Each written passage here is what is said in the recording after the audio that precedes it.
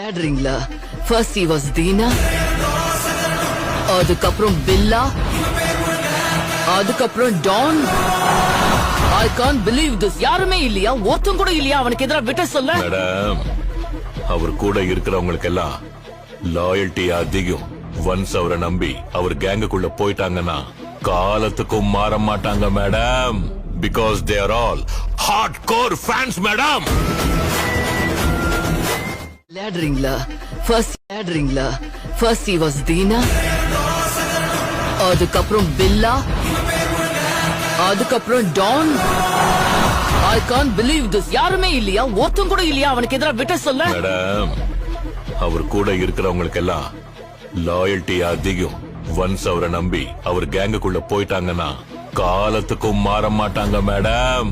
Because they are all hard core fans madam. விளையாடுறீங்களா?